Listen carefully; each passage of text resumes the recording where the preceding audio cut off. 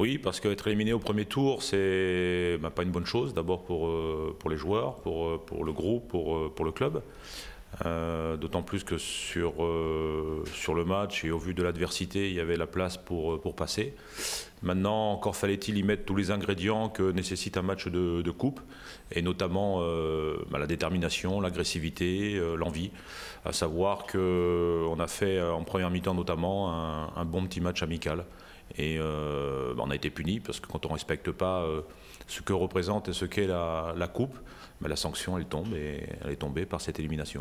On avait eu 15 jours pour préparer ce match, on avait fait une opposition jeudi dernier, ça s'était plutôt bien passé, justement ils avaient montré beaucoup de détermination, d'agressivité.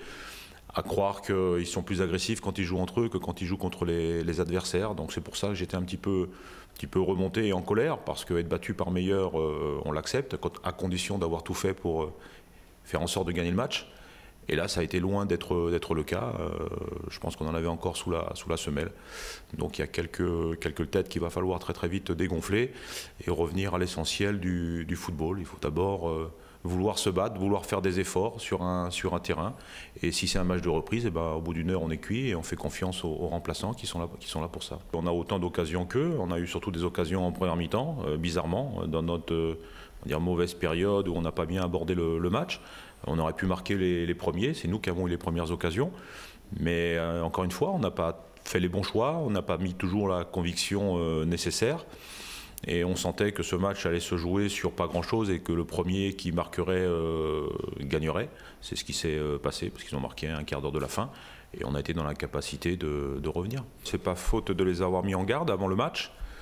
Déjà, pendant l'échauffement, il a fallu un petit peu les secouer. On sentait qu'ils n'étaient pas dedans, donc on en remet une couche. On en remet une couche avant le coup d'envoi dans le vestiaire. Et on a insisté que là-dessus. Mais il y a un réel décalage en ce que je peux voir, observer et leur dire et ce qu'eux pensent. C'est ça qui est un peu dommageable, dans le sens où on a un petit peu d'expérience, certainement beaucoup plus qu'eux.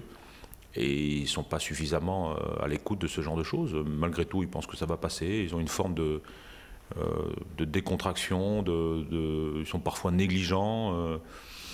C'est étonnant, et c'est ce que je dis c'est pour ça que je dis que ce groupe, on ne sait jamais ce que ça va donner, quoi. Ils peuvent faire de très bons matchs, à condition de se mettre vraiment dedans, mais passer complètement à travers, parce que parfois il y a zéro caractère, et ça c'est quelque chose qui se répète. C'est ça qui m'énerve un petit peu, et dans ces cas-là, il n'y a aucun leader qui se dégage, il n'y a personne sur le terrain qui va prendre l'affaire en main, il faut toujours être derrière eux. Et quand on est entraîneur et qu'un gamin de 17-18 ans, systématiquement, on lui fait l'effort, replace-toi, fais l'appel, fais ci, fais ça, bon, au bout d'un moment, c'est quasiment éliminatoire, quoi.